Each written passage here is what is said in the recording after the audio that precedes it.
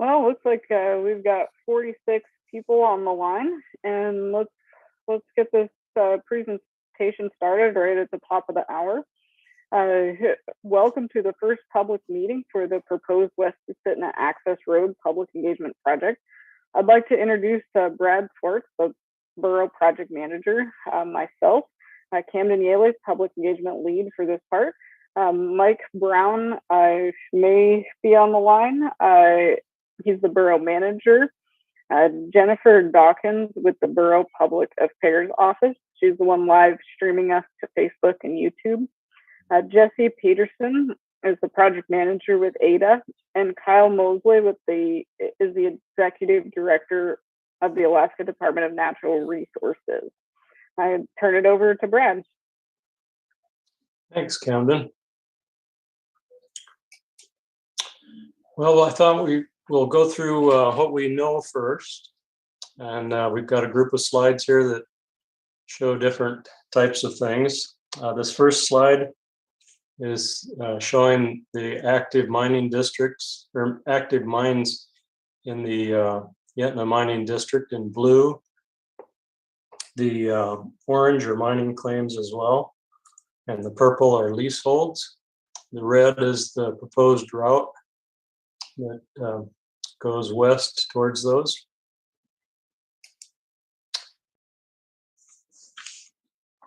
We also know that the area is used by a wide variety of people and residents and visitors alike. And the area means a lot of things to many people.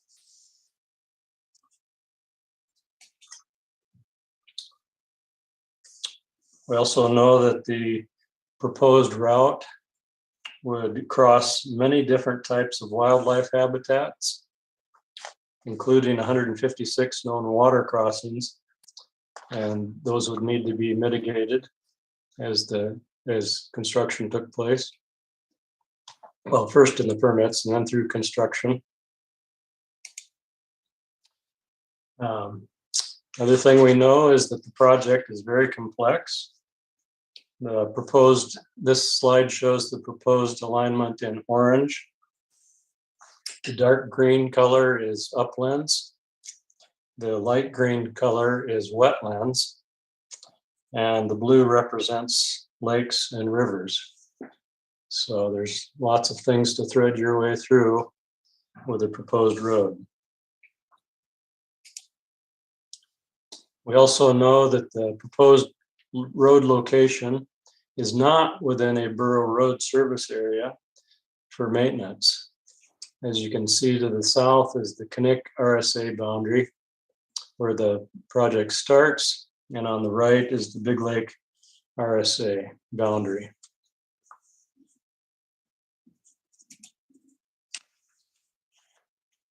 We also know that funding was set aside by the Alaska State Legislature to find out if the project is feasible and can secure the required environmental permitting. ADA plans to apply for the U.S. Army Corps of Engineers permit this coming spring.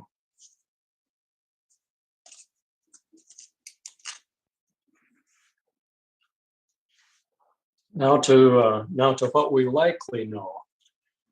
And one of those things is we likely know the approximate location of the route based on field studies and engineering reports that have been done to date. The black dashed line is the proposed route.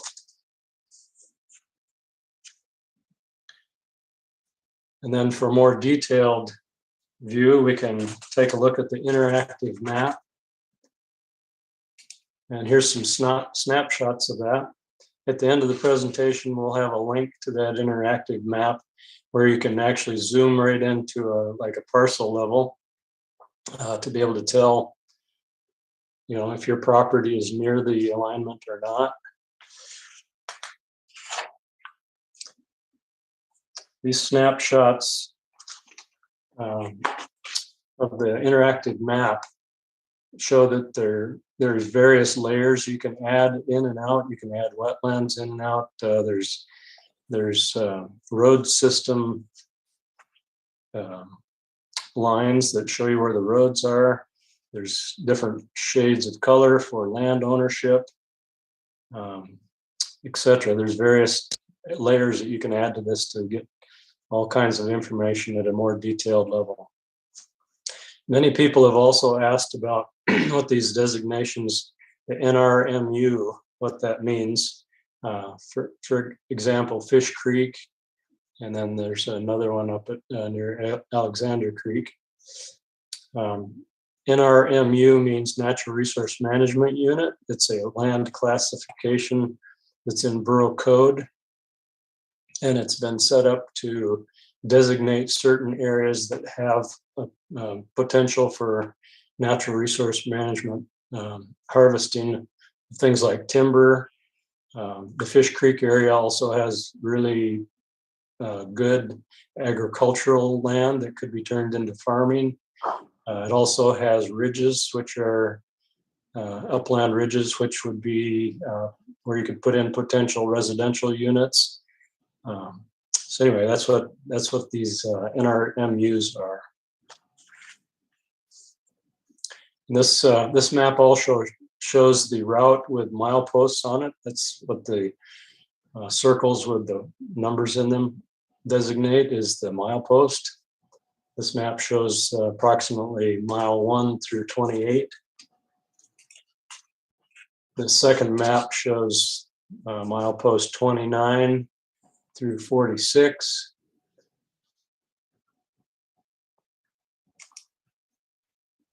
This map, of course, goes 86 approximately. And we're looking at Shell Lake here in the center of the picture, just north of the Squantina River. And then the final segment, 76 through milepost 100.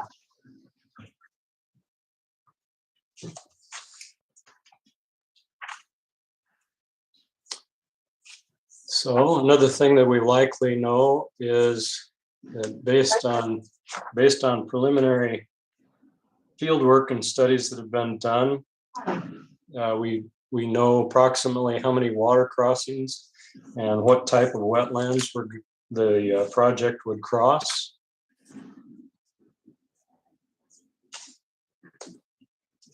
This map just shows an example of that.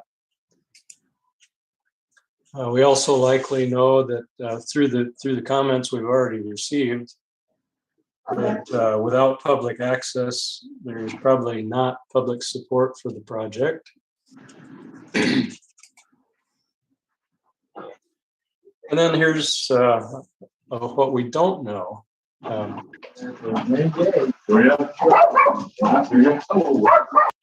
There's still many questions. First one is the project feasible? And then, as you can see the list on the right, can the project acquire the required permits?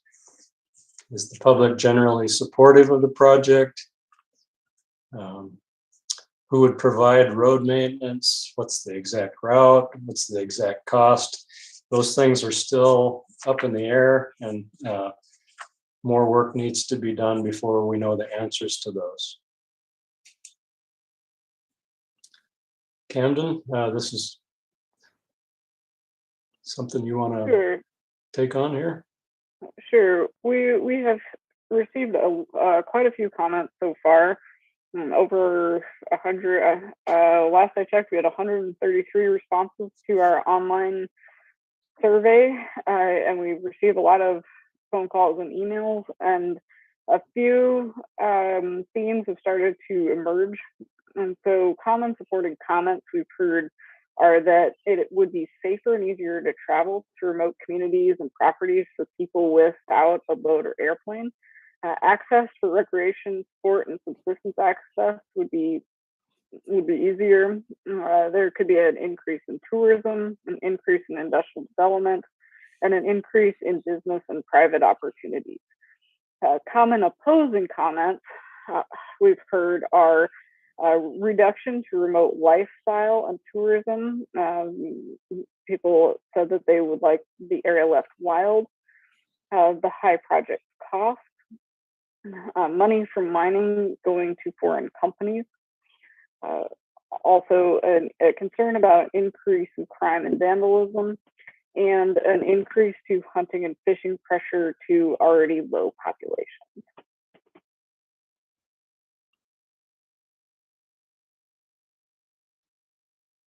All right, and then on to, so that is the end of our presentation. It is meant to be an overview of, very, very top level overview of the project.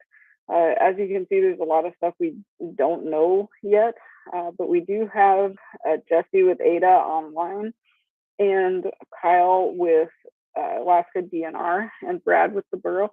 So we have a lot of knowledgeable people on the phone, and how we're going to do this for questions is you can raise your hand in Zoom. You can go to the reaction button on a computer. It's at the bottom. It says reactions, and you can raise your hand like this, and I'll call on you in the order that I approximately see your hand. You can also type a chat. I see we've got a few already typed. You can, if you're calling in on a phone, you can press *6 to unmute yourself, and then go ahead and ask us a question. You can submit, of course, a comment by phone or email as well. We will take a 10-minute break at 4:50 so that the folks who are online for the whole meeting can stretch their legs. So we will chat and take questions until 4:50, and then we'll do the presentation again at 5 and at 6. Do try to be succinct with your questions and your comments. We have 86 folks on the line, and we'll get to as many as we can. All right, let's start with folks on the phone and just give people a minute to unmute their phones and let us know if they have a question.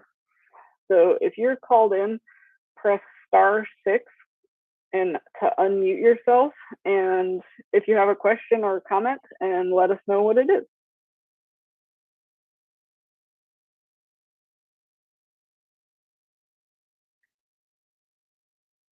And of course, people on the Zoom call, go ahead and type a comment or get your hands raised.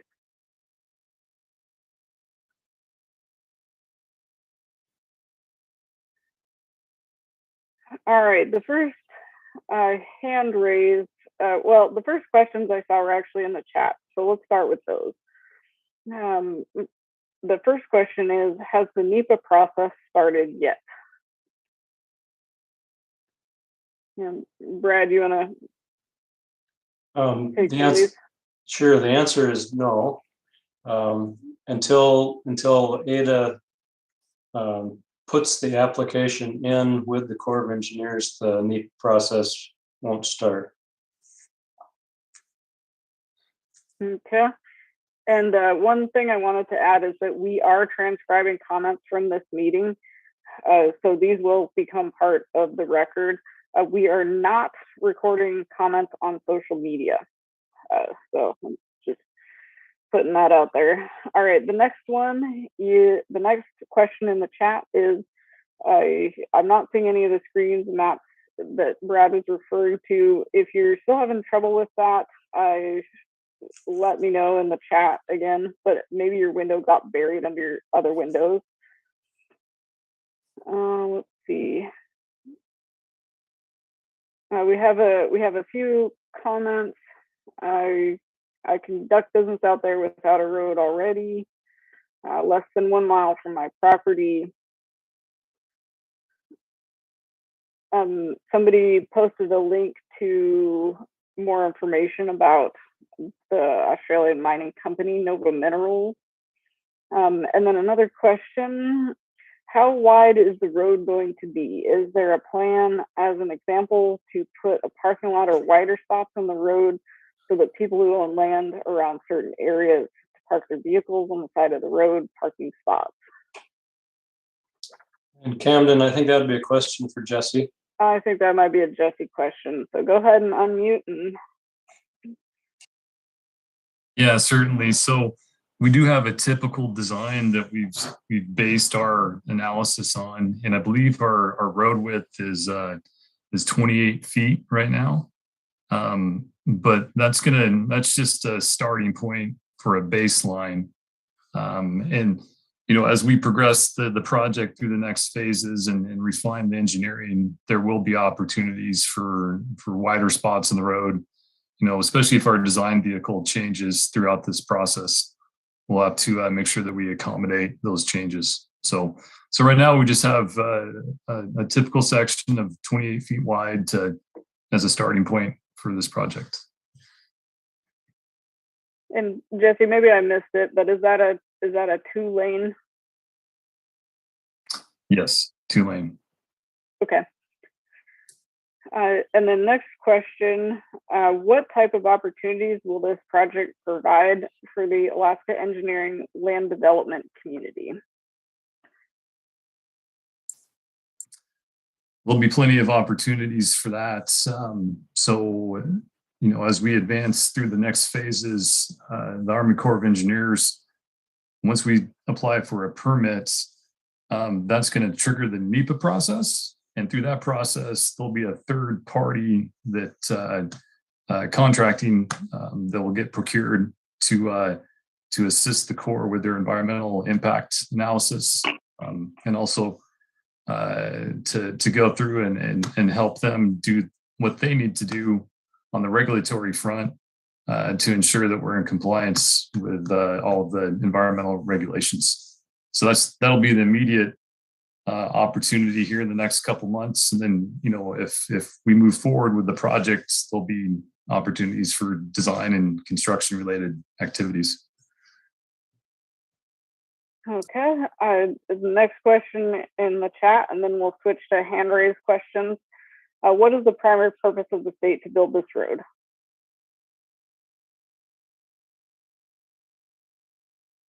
So the primary purpose is to develop access for resource development opportunities in the Western Susitna Basin. Next, and then first, well, this next one is a process one. So how are these questions and comments being recorded for the record?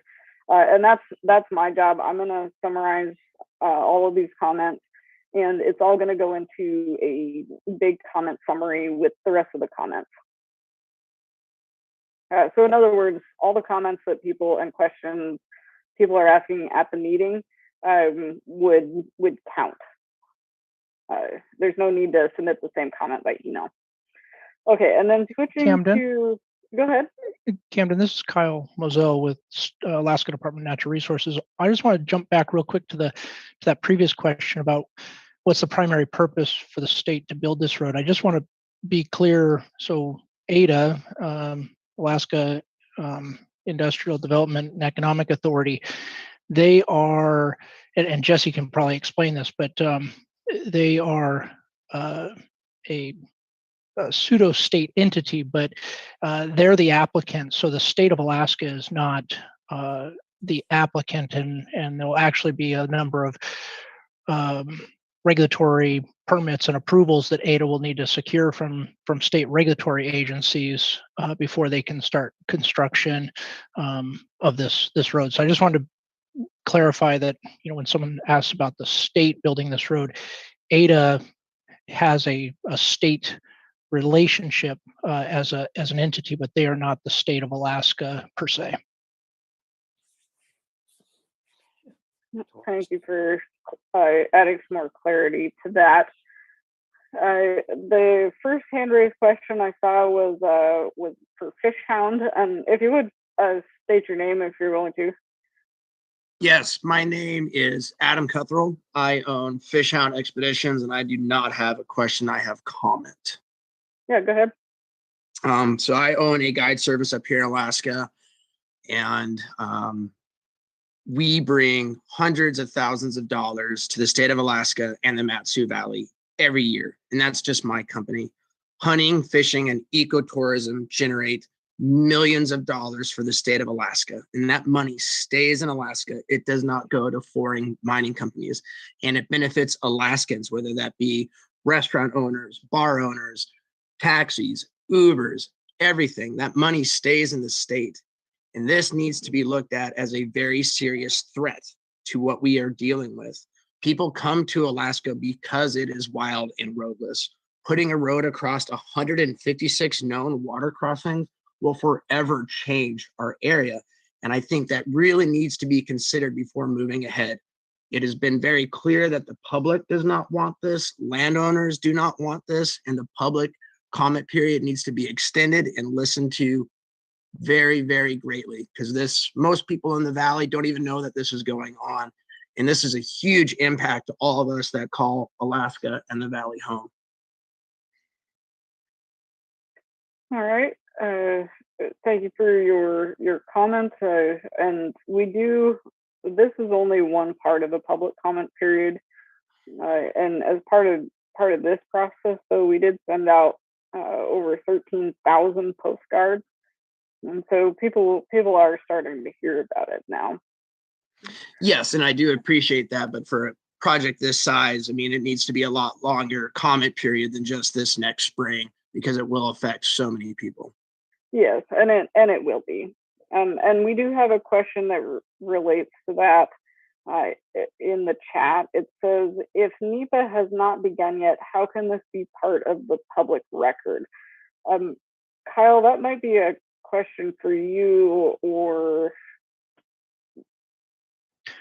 you want to? Sure, I can offer some insight on that.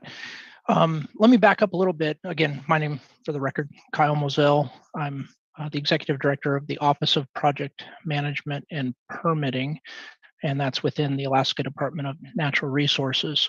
So first, NEPA. That stands for National Environmental Policy Act.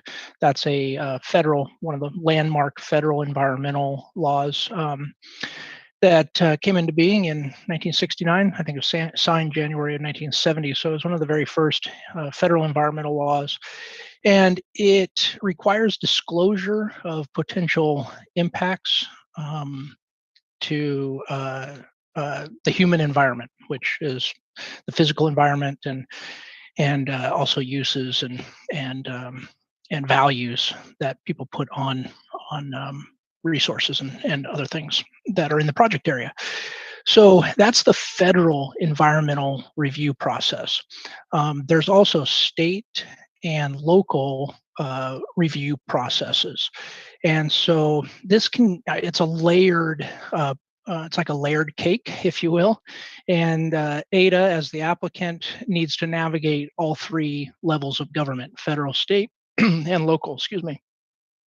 And so there will be administrative records for all of those processes, federal, state, and local. And so I think what this meeting here is the borough doing public engagement ahead of formal requests for activities, maybe on borough land. I'm not exactly sure, but so your engagement here and the quote public record here is to inform, I would assume, decision makers at the borough level. When ADA submits their application for a dredge and fill authorization from the U.S. Army Corps of Engineers under Section 404 of the Clean Water Act, that will trigger the National Environmental Policy Act process. And then if ADA gets to the point of submitting applications to the state, either Department of Natural Resources to use state lands or lease state lands for an easement, those types of things, those would trigger additional processes at the state level, and many of those require public notice and collection of public input and comments, so they also have a public record. Thank you, Kyle. Brad or Mike Brown, would you like to add anything to that? if NEPA has not begun yet, how can this be part of public record? This is Brad. What we heard back in December from the Borough Assembly was that there needed to be more opportunity for borough residents to comment on this project. And so the Assembly put money aside to hire Camden and do this public outreach, which will collect comments, summarize them, and then those comments will be submitted to the Assembly. When it comes time for the Borough Assembly or the borough to comment on the project as part of the NEPA process, these comments will be moved forward as part of the borough comments, as part of the NEPA process. Can I Thank ask you, a Brad. question? I'm trying to go more or less in order. Can you type it in the chat? No, I'm on the phone. Oh, perfect. Okay, yeah, go ahead. Okay, so this process is better late than never. This should have been done a long time ago, and I think a lot of people are concerned that we don't even want to get it to the NEPA process. We want to figure out if we want this or not before that. But I just want to just add to what you said. So this summary of these public comments, they will officially, that you're going to put together, they're going to be officially submitted to the 404 NEPA permitting process. And I just want to make that request because the stuff I looked at on your website, you had these different places you were going to give it to, and you didn't really say it was going to be a part of the Army Corps stuff. And I just want to make that request that it officially be a part of. And then my final question is how many man camps do you anticipate will happen to, to put the road in? Thank you. Jesse, you want to take the last part of that? Yeah, I'll take a stab at that. That'll be left up to the contractor if we get to that point to determine how many man camps they would have over that 100-mile stretch. So, that'll be a function of what's cost effective for them and what's cost effective for the project and what makes sense. So there might be one or two, there might not be any. So just kind of depends on the schedule and logistics and what the contractor deems is cost effective for their operations.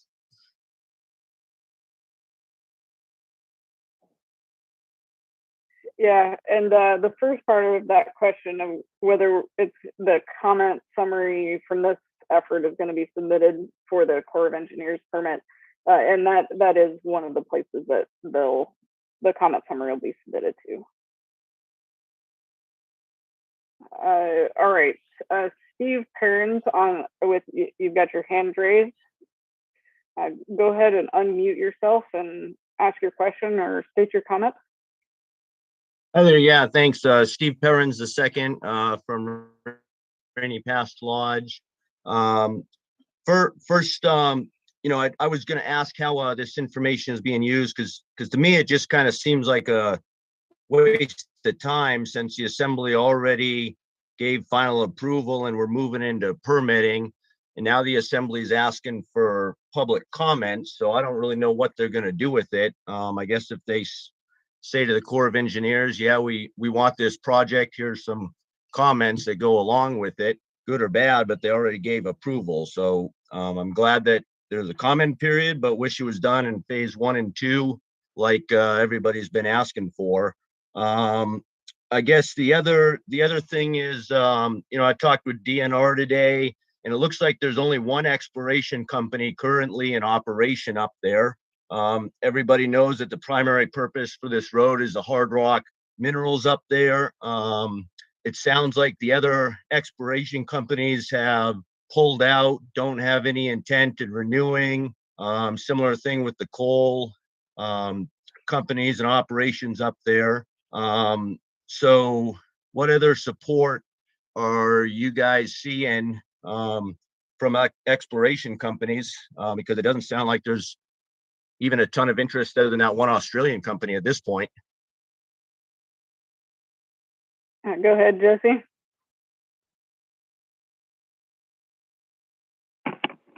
Yeah, I mean, we're fielding inquiries quite a bit. You know, I'll point to the Fowler Oil and Gas. I mean, they're looking at some of the coal bed methane out there. You know, I think the coal is still being looked at as well, and then obviously the hard rock mining. And there's an article in the Frontiersman a couple days ago talking about increased ounces out there at Corbell and their other prospects. So their exploration is going pretty well, and there's quite a bit of opportunity out there. So we are starting to see some more interest from other parties and other industries as well. So. All right, let's do one more hand raised question, and then we'll switch back to phone and then chat again. Neil, you're up next with your hand raised. Thank you. My name's Neil DeWitt. I have various questions, but I'll start with the road itself. Is the road starting out from the end of, it looks like maybe Bremer Landing and going across the Little Sioux that way?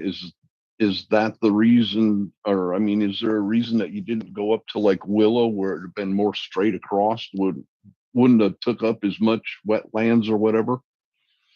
And do you want me to keep asking questions, or do you want me to wait for an answer?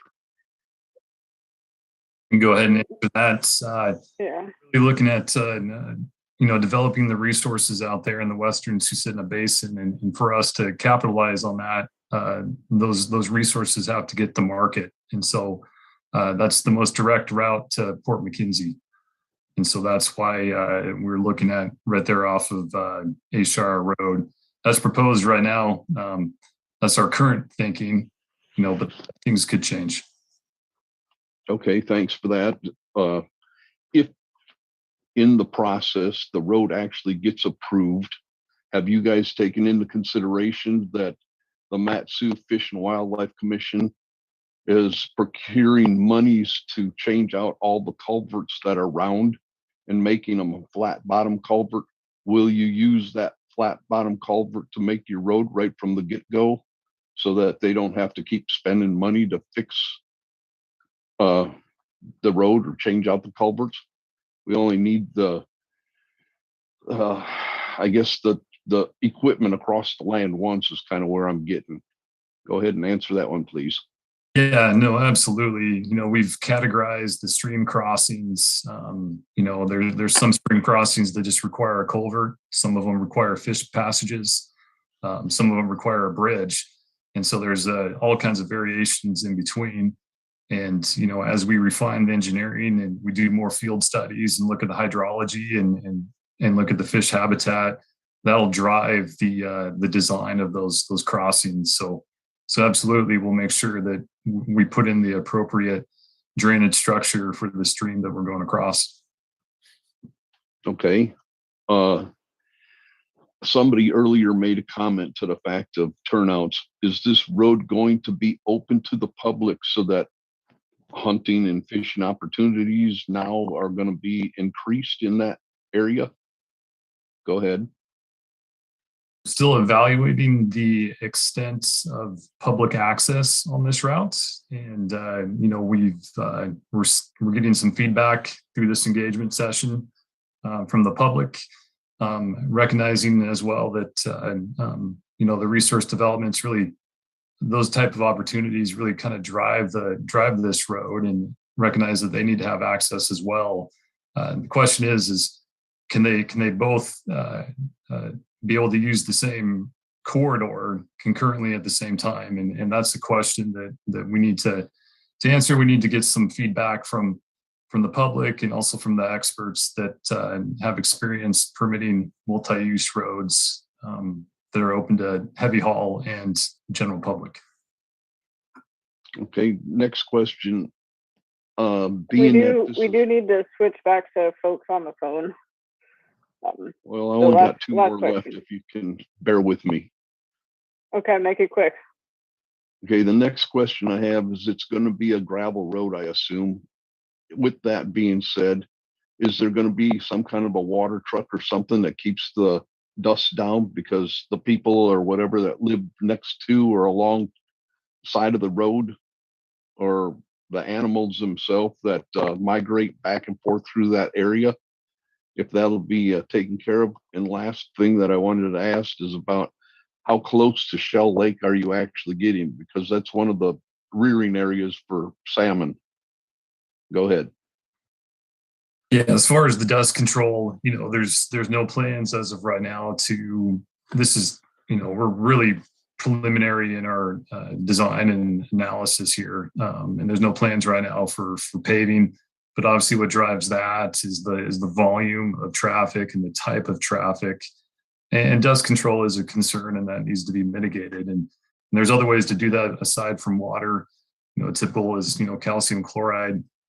You can do that. So it's really going to depend on the users and the volume of traffic on the road. And then as far as specific, I don't know what the distance is from Shell Lake, but it's quite a ways away. And I think you could probably go to the maps and you could probably scale and see where the center line of the current route is and get an idea of how far away the lake is from the proposed road. Yeah, I was just going by the map that you threw up here. I have not even researched that portion of it yet. Thank you. I appreciate your time, and I turn it back over to you guys. Thank you. All right, let's switch. Does anybody who's called in on a phone want to ask a question at this time? Press *6 to unmute yourself and go ahead. Other folks, all right, looks like we got one person unmuted.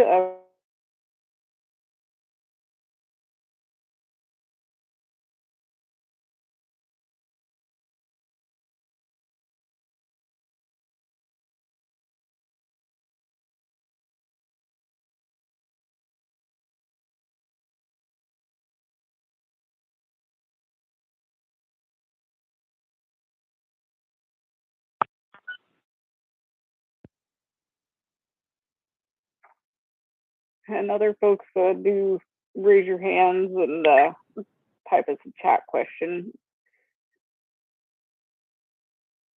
Hello, can you guys hear me? I can.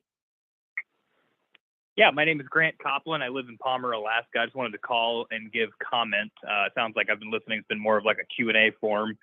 I don't know if this was a good platform or not to just give comment and like opinion or support of the road. Yeah, go ahead. My biggest concern with the road. Yeah, my biggest concern with the road, and a lot of the people that I know that I've talked to at work, we're just mainly concerned about it being public access. Like, I understand it's a good economic opportunity for the state to make some money and some resource development, which I think is great. But I also see the potential risk of creating a road over so many water crossings and going into new lands and whatnot. But I believe, most of that area is inaccessible to the average Alaskan. And if we put a road through there, I think that's a great opportunity for the average Alaskan family to be able to recreate and explore new parts of our state that they'll otherwise not be able to see or explore without, a boat or a plane or significant snow machine rides. And this would just provide easier access to the vast majority of Alaskans. Obviously, I'd want to see the road done safe, but I think this could be a really cool opportunity for people to gain access to new areas of our home. So I could kind of see it being kind of like a Denali Highway kind of road with tons of fishing and hunting and recreational opportunities here in South Central. And I think it's a great opportunity. But again, I fully believe if this project happens, the state and the borough should really push to ensure that there's public access from start to finish. Maybe even like some primitive boat launches or like campgrounds at some of the major water crossings and stuff. I think it would be just a really good opportunity. So just wanted to say thanks and say that I support it as long as it's done right, which I believe it will be, and as long as it's public. All right, thank you. Would someone else on the phone like to make a comment or ask a question? Yeah, this is Carl Kinney. Just a comment around the concerns of the public access. Along with the gentleman that spoke up earlier, this road and public access is going to change the way that many of us who have recreated out in this area and possibly own land or cabins or operate businesses is going to change the way that the land is being used. And while some people may see it as positive, there's a lot of us who are going to see it as very negative. This is going to run right through an area that I've enjoyed trapping for the last 15 to 20 years. And it's going to change the experience that I have in my cabin that I built out there over time.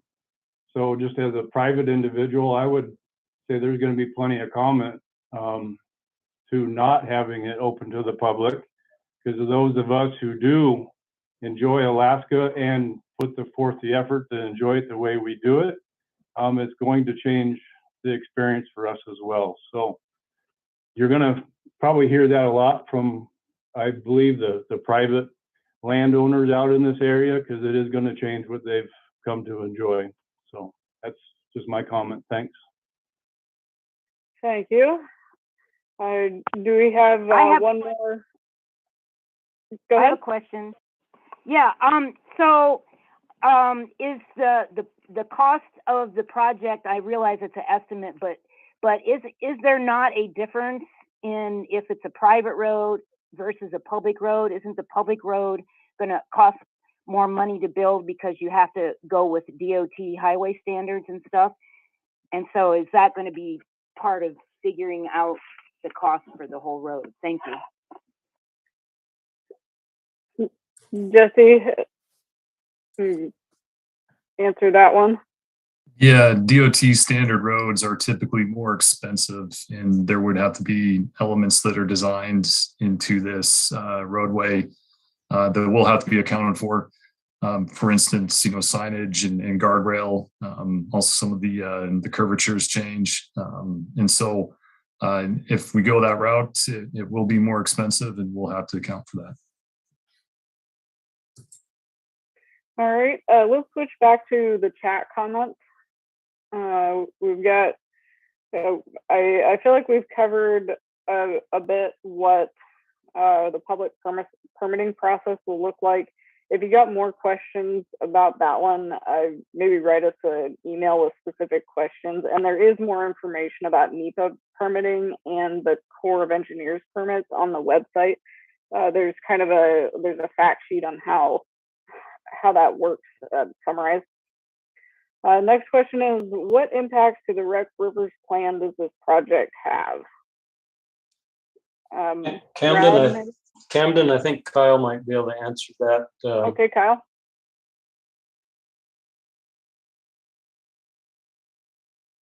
Hi, this is Kyle. On the Wreck Rivers plan, I don't have a good response on that. What's the full name of that document or that plan? Meg, maybe you could unmute yourself and tell us a little bit more what your question is. And what is the full name of the plan you're talking about? I'm not sure. I'll try. The Wreck Rivers bill has been, in fact, there was a meeting just last week that I missed that addressed the Wreck Rivers plan in this area, in the West Susitna area. And I did see that there's some West Susitna Coalition people on there, and I think they could explain that better than I can. I just know that it's one of my concerns. The Wreck Rivers bill designates these areas for fishing. It's all about protecting the recreational value of the rivers, the fish populations. And in some areas it has motor restrictions attached to it. So it's a general question, is that in consideration when you open up all this area that has an existing plan in place? What are these impacts that the increased pressure are going to cause to these rivers and these fish populations? Camden, if you would, I guess, give me an opportunity there. What I think that's the start of a substantive comment. I would do a little bit more research so you get the exact name of the bill or the plan that you're referring to, and just a comment citing to that plan or that document, that proposal, and then asking, for that to be considered in the evaluation of the project as it goes forward through the federal and local permitting, I think would be a good substantive comment. So there's 2 links to the Rec Rivers plan in the chat right now. Okay, so we'll get to it. Okay. Hey, Thank you. Camden, Okay. I can probably help answer a little bit, provide some clarity on that. Yeah, sure. Go ahead. Like what Kyle earlier before, there's several layers of permitting. So there's state, there's local, and there's federal permitting requirements and regulatory requirements. Along with that, there's these different types of plans as well. And so kind of liken it to I think there's a plan on the Kenai the Kenai River. They've got a management plan that when you do work down there, you got to abide by. This would be something similar to where it would be taken into account at the state level. And, if we moved forward with the road, we would have to make sure that we address, what's in that plan and how we would accommodate it with the road that we're building. And so we would have to work around the stipulations of that and make sure that that's incorporated into the overall design and operation of the road. Thank you. You guys know that the name of it is the Susitna Basin Recreational Rivers.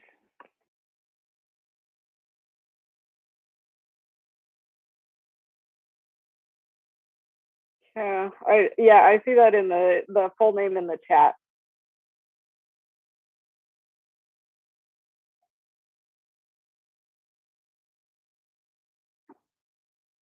All right. Let's do a few more of these chat questions, and then we're gonna have to go on a bit of a break here.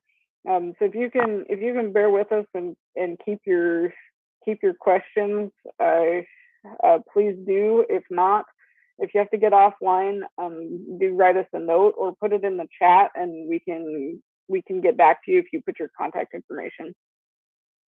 So the next chat is, why can't the road tie into the existing system on the west side of Cook Inlet?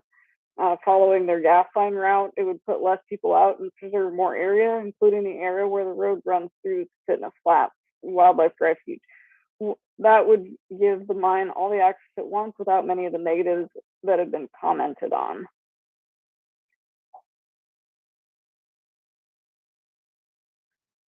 Jesse, I think that means a route down toward Beluga.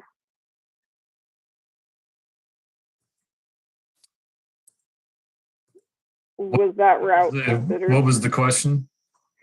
Why can't the road tie into the existing system on the west side of Cook Inlet following the gas line route? Our focus has been expanding to connecting to the existing road grid and the existing infrastructure along the highway system, and the focus being Port McKenzie as the port of choice for an export location for the resources. And so that's been the focus. We haven't looked over there, if there's if that might be an alternative analysis that might come up at some point, and we'll look at all viable options. So okay, let's get one more hand raised question before we take a break. Melissa, go. I know that doesn't give you much time, so we can pick it up later if you need to, but go ahead.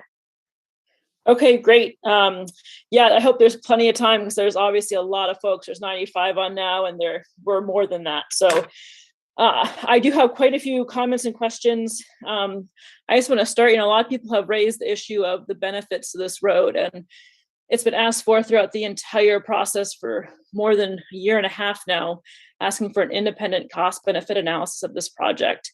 And before anything is done further, we should really know what the actual costs and benefits are going to be to the borough. and to the state of Alaska for this road. There is a ton of revenue generated from the businesses and the people that exist in its current state in the West Sioux right now. And this road is just coming in hot, like Ada likes to do with projects. And the fact that no one knows what the recreational rivers management plan is already showing a huge lack of due diligence, which just lines up correctly with what's been done so far on this project. A couple questions I have, I also wanted to address. There was a question about the minerals that have been identified in this area, and a reference to the Frontiersman article yesterday, which also said that none of those minerals have actually been confirmed yet. They've just been assessed through aerial scans and some kind of limited testing.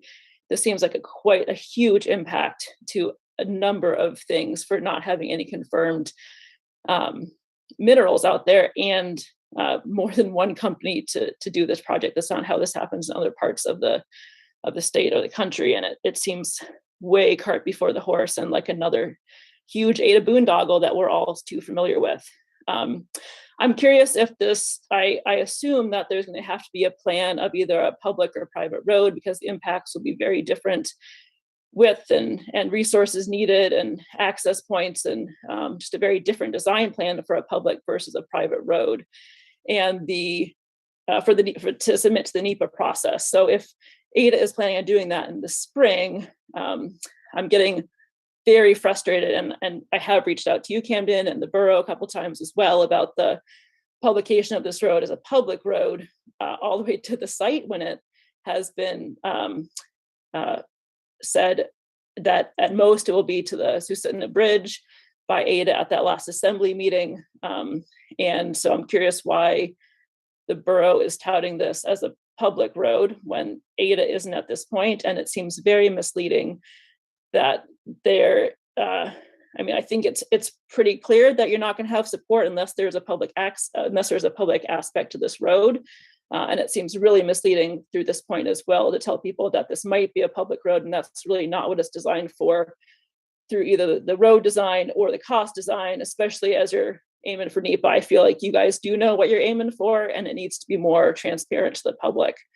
And it doesn't gain trust in the Ada and the state process for this.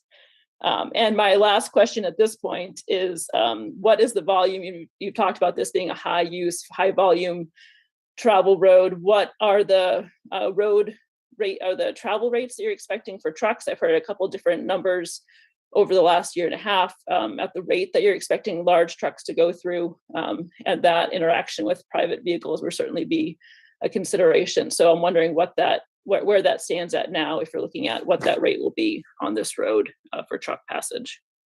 And hopefully there's enough time to answer those questions before a break. Jesse, can you do a 1 minute answer of some of that?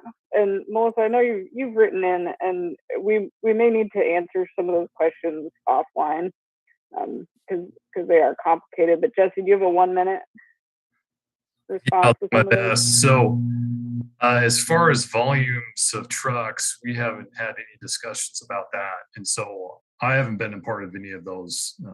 And so, we don't know what kind of volumes to expect.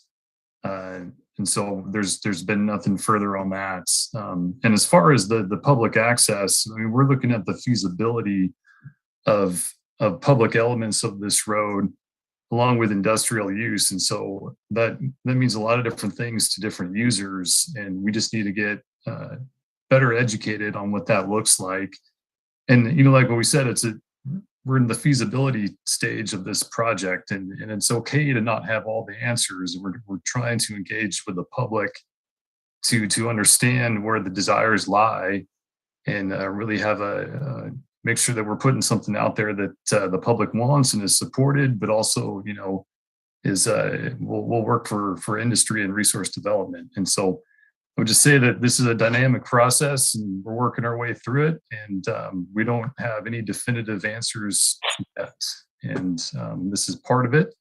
The borough requested that we do this outreach, and we're collecting all of the feedback, and we're going to engage with the experts to see if there is the ability to coexist with the public and heavy industrial traffic.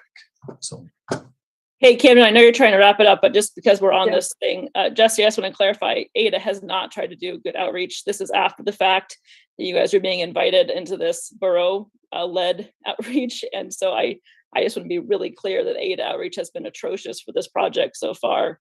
And then my question that I was really trying to see the answer to is, when you submit these permits to NEPA, when you apply for this process, do you need to tell them at that point if this is going to be a public or a private road? Will you know in the next few months as you're submitting that what this road will be? I think that we should pause there, because that's another important question, is at what point does the decision of public or private have to be made? And I think we should, Melissa, maybe would you be able to type that into the chat if it hasn't been already?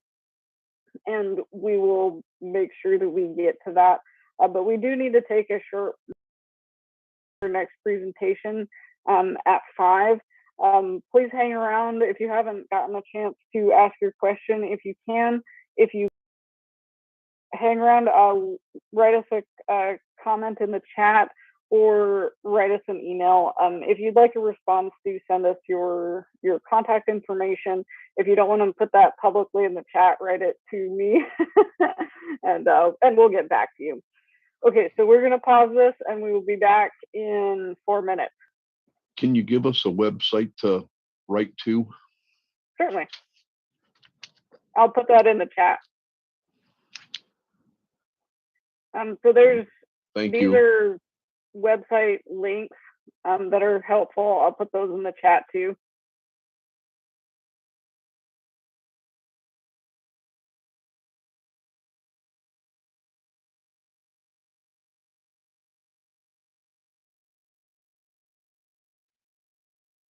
Brad, can you advance the slide one more click?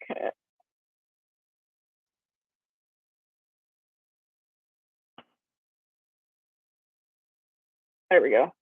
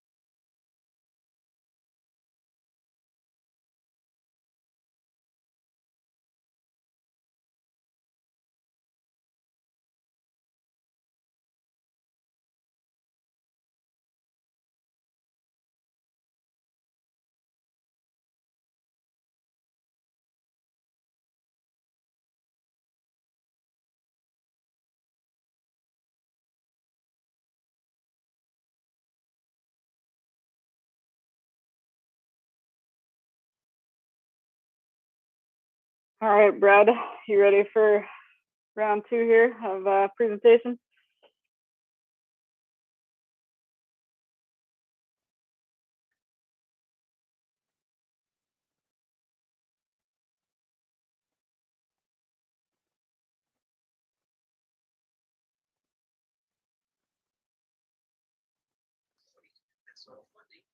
Is each one of your segments going to be the same, just repeated, and then other people get to question? No, they won't be the same. We will probably be better at our presentation each time. Okay, thank you. But yes, they'll be the same. Well, no, I don't need to watch it 4 times in a row is what I was getting at. I already done You it. don't know. Thank you, I appreciate it. Yeah. And thank you for putting up the slide with your web addresses. I'll try to write some letters. Yeah, please do. It's always best to put your comment in your own words. It's better than me summarizing what you say.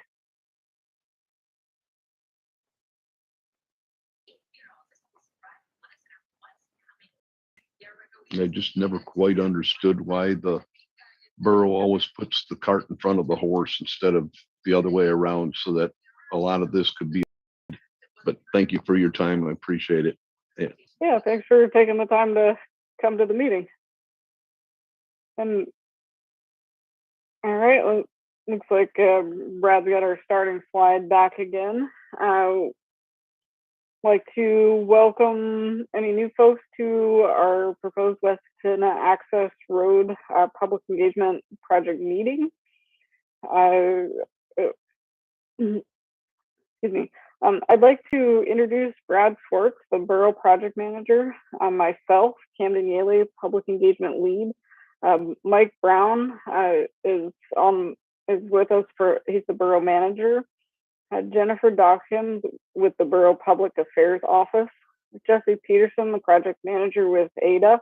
And Kyle Moselle he's the Executive Director of the Alaska Department of Natural Resources. And just housekeeping things, it's easier to call on people if you rename yourself to your first and last name in Zoom. And you can do that by click participants, then click your name, and you should see a rename option. We'll mute everybody during the presentation, and then we'll open it up for questions and comments after each presentation. And then we'll take a short break at around 5:50. Hand it over to you, Brad. Sure. One of the things that we would like to do right off the bat is explain what our different roles are. And the borough's role is that the project is within the Mat-Su borough boundaries, making the borough a governmental entity stakeholder for the project. And the borough is leading this effort to collect current public comments. Jesse, do you want to explain the role of ADA? Yeah, so our role on this project is really as the proponent. We're undertaking the feasibility and the pre-development activities associated with developing access into the Western Susitna region in support of resource development opportunities. And Camden? The role of the public, our comments are critical for building responsible and sustainable public infrastructure. So please let us know how the proposed Weston Access Road would affect you. Okay, we'll start off by showing a few slides that tell us what we do know at this point. We do know that there's an active mining district west of the Susitna River. That's the Yentna mining district. What you see on the slide here in blue and purple and orange are mining claims and leaseholds. And this is, if you can see where Skwentna is, these are all almost due west of Skwentna. We also know that the area is used by a huge variety of people, and it means many things to many people. We also know that the proposed route would cross many different types of wildlife habitat, large and small animals, fish, etc., including 156 known water crossings that would need to be mitigated.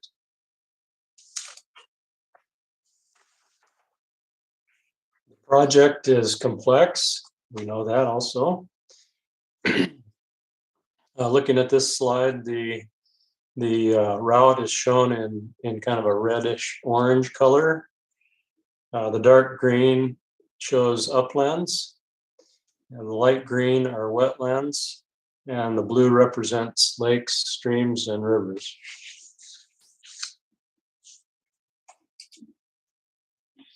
We also know that the proposed road location is not within a borough road service area for maintenance.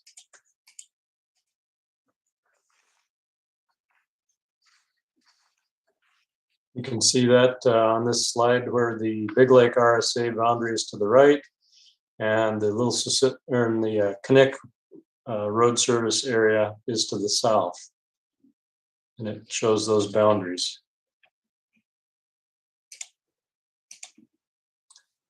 We also know that funding was provided by the Alaska State Legislature to find out if the project is feasible and if the project can secure the required environmental permitting to move forward. Our understanding is that ADA plans to apply for the U.S. Army Corps of Engineers Clean Water Act.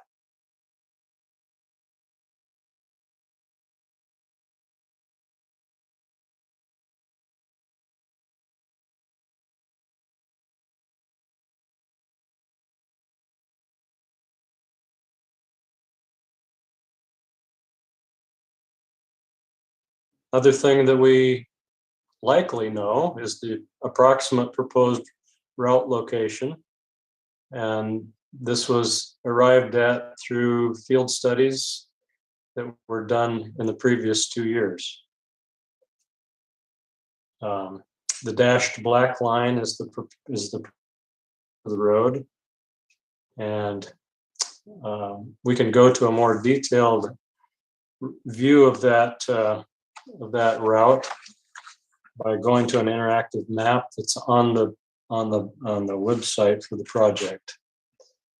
And we'll at the end of the presentation, we'll have a slide that shows what the links are to the interactive map and the websites. This is a screenshot of what the interactive map looks like. It has many layers that you can add or subtract, including the road network, wetland types, shows land ownership in different colors. And then folks have talked and asked questions about what is in the NRMU. For example, Fish Creek, shown in the middle of the screen.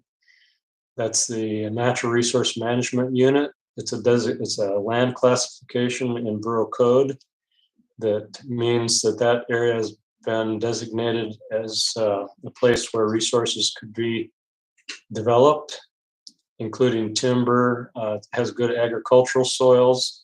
It's also, there's portions of it like the ridge lines that could be developed for residential use and so forth. And those each NRMU has its own plan and goes into a lot of detail. This map also shows mileposts for the route. This particular map shows milepost 1 through, I believe it's 28.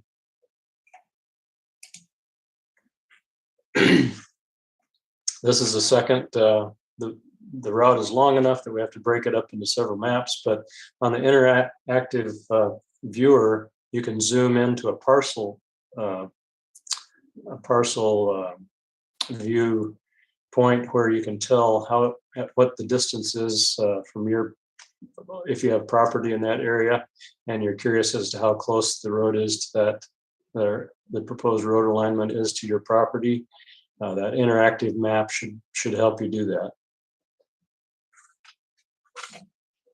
This map shows mileposts 29 through about 46 or 47.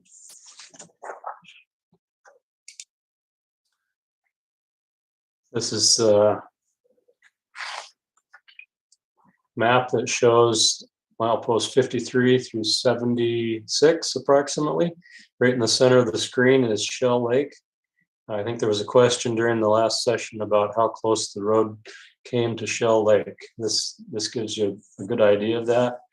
And if you want to get in even more detailed, you can zoom in with that interactive map. And I believe there's a measurement tool there where you can tell how close it is.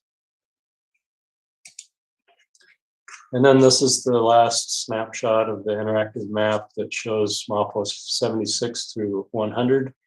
100 is this Whiskey Bravo airstrip where the project ends, and that's that would be approximately where the site is for equipment and work that would go on in the mining district. Now we can talk about what we likely know. Based on preliminary field studies, we have a pretty good idea of how many major water crossings and wetland types there are out there. This map shows the different types of wetlands that have been the classifications of wetlands. It also gives you a good shot of the beginning of the road, right off of Little Sioux River Road.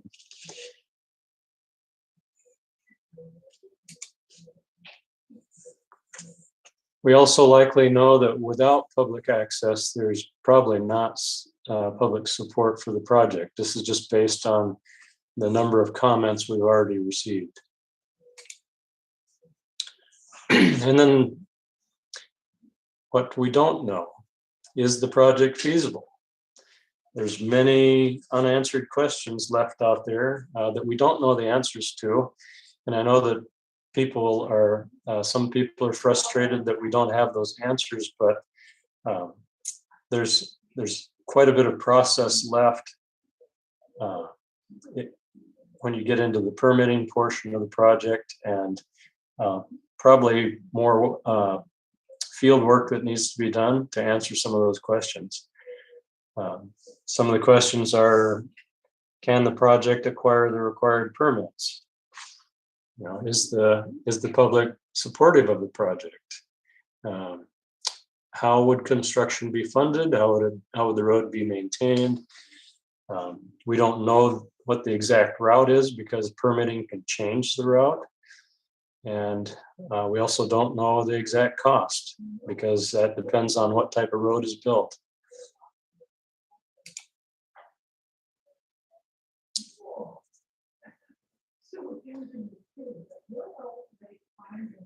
Key public comments that we've heard so far, common supporting comments are that the road would make it safer and easier to travel to remote communities and properties for people without a boat or airplane. It would improve access for recreation, sport, and subsistence activities, increase in tourism, increase in industrial development, and increase in business and private opportunities. Common opposing comments we've heard are that it would be a reduction to remote lifestyle and tourism, and request to leave the area wild. The high project cost, money from mining would go to foreign companies. A concerns about increasing crime and vandalism, and an increase in hunting and fishing pressure to already low populations.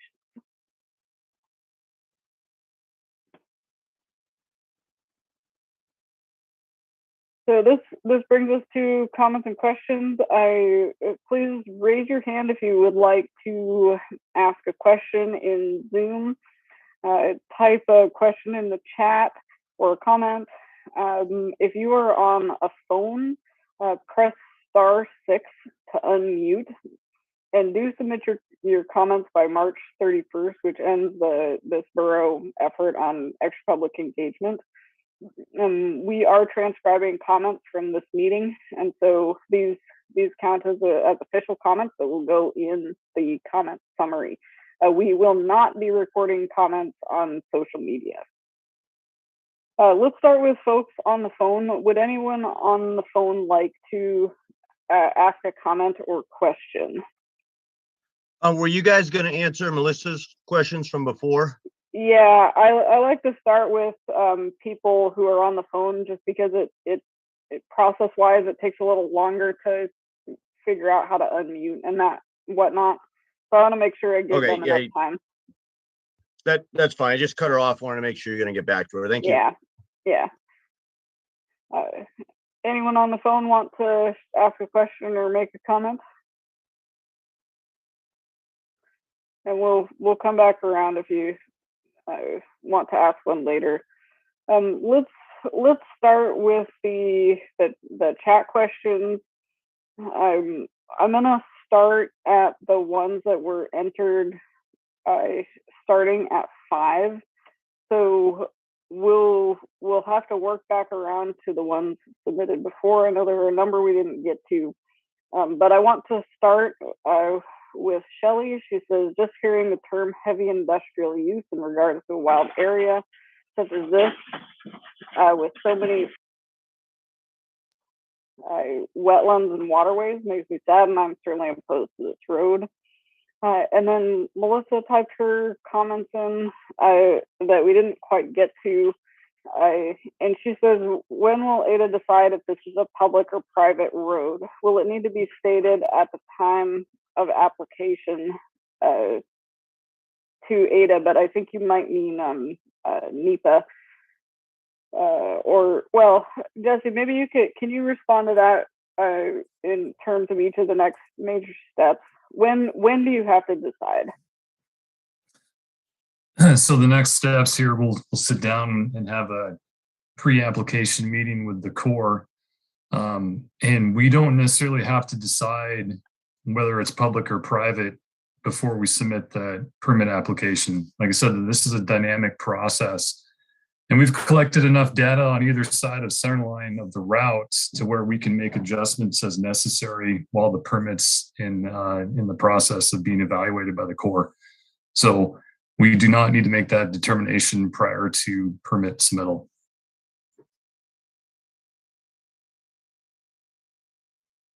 How about, Jesse, how about for NEPA process?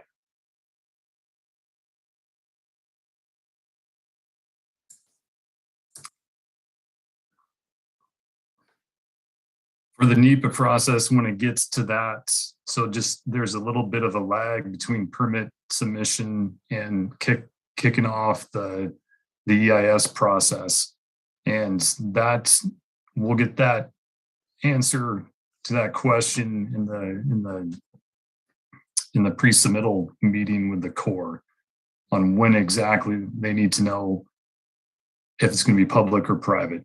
But there is a little bit of a lag from the submission of the permit to where the NEPA process gets kicked off. And so we'll have some time to come up with a decision. So. Okay. Thank you. And then. Wait, sorry. So when will the public know if this is a public or private road? During the NEPA process. Which starts after the Corps of Engineers permit application. So there's going to be a lag for sure. Melissa's other question in the chat was, when will an independent cost benefit analysis be completed? The one that Ada did was in-house and didn't list a single downside of the project, which is unrealistic and misleading. So Jesse, will there be an independent cost benefit analysis? ADA will make its own determination if we need to have an independent analysis done on that. If that's something the borough, would like to request or take a look into. I mean, we're certainly open to getting a third-party opinion. But there's no requirement to do that prior to permit submission. I mean, we're still in the pre-feasibility stage. We haven't committed to building anything yet. So. Okay. Maybe Melissa, write us a comment that you would like to see that, if that's something, which sounds like it is.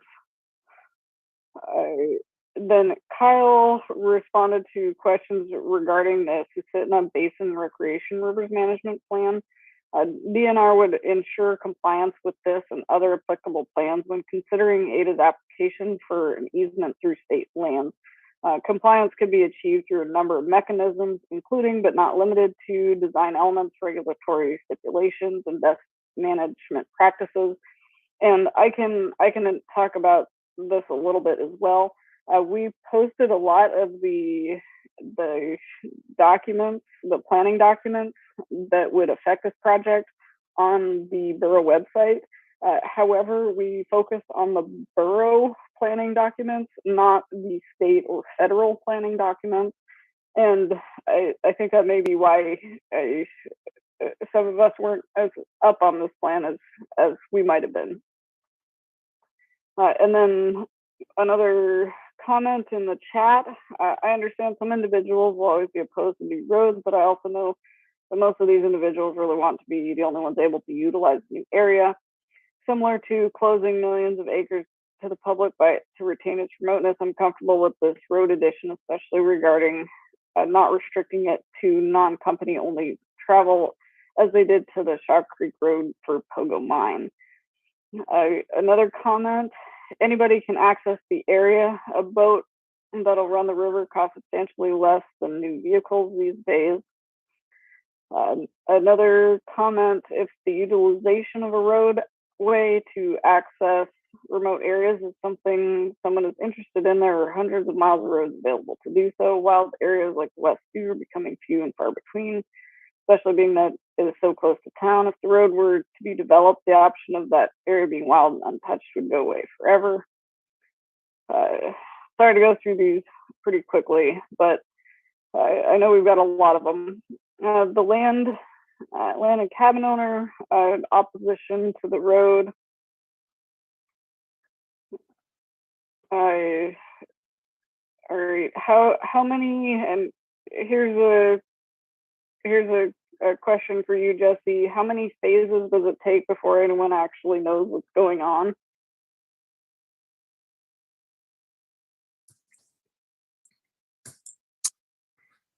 Well, I would say that, we're in the pre-feasibility stage of this, and we haven't committed to, building anything. We're trying to figure out, the viability of this road, and it takes a little bit of effort to do that. And so we rather than commit to building this entire project, we've selected to make this and take this in bite-sized chunks to make it manageable. And so, we were appropriated $8.5 million to go ahead with these studies. And the next step in this process is submitting a 404 permit application. And then that'll trigger the NEPA process. And then we'll just follow right along with a very well-defined permitting and regulatory process to make sure that we're in compliance with the Corps of Engineers and all of the environmental stipulations that they will impose on this road. And so it's a sequential process that we're going through, and we're not committing to anything just yet, but we're exploring the idea of building this road. So there will be more phases. Thank you, Jesse. Let's go back to folks with their hands raised. I know you've been waiting a good while. Jay Strassenberg, can you please unmute yourself and say your question or comment? Okay, thank you. Yeah, I have a fair amount of confusion over some of this. And it's been talked public versus private. uncertainty has been discussed, and I've heard enough about that, except for now. But if it turns out to be public, I kind of harken back to one of the first questions of the 4:00 session about parking. And Jesse responded to that, something with wide spot in the road, maybe, but didn't really address the issue of parking. And I think parking is an important issue, because parking then turns into a de facto trailhead. And not only that, but an unmanaged trailhead. And that can cause pretty significant impacts to the resources, especially wetlands, especially in the summertime. I'm not really that concerned about the snow machines, because the snow machines travel that in the wintertime. But in the summertime, ATVs would certainly go out there, and parking would concentrate the use, and it would cause adverse impacts to wildlife. It would cause resource damage. There'd be, unmanaged or substandard stream crossings and erosion and all of that. And I haven't heard any talk about that.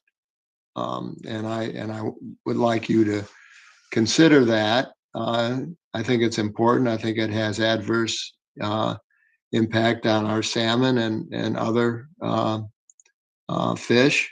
And I guess that's about all for now. And I hope that you continue. I was a little frustrated early on at the dialogue that occurred with Neil. It went on and on and on. And that's part of the reason why I didn't get to comment on the first hour, and why the comments are being delayed. So I wish that you would kind of expedite the problem. And I also want you to answer the questions right there, live, online. And I guess my question is, if Jesse or someone else could elaborate on parking and my point about an unmanaged trailhead, and how you guys are considering that in this process. So thank you. Jesse, can you talk some about? Yeah, I can certainly, you bring up a good point about an unmanaged trailhead. And probably the borough could probably comment on this as well. I mean, Jim Creek was unmanaged for a number of years, and they put in that rec area and the parking area and the restrooms there, and it's gotten cleaned up quite a bit. And so there's, that's managed access is critical, especially to make sure the traffic doesn't go all over the place, and that we manage our resources responsibly. Brad, do you have anything to comment?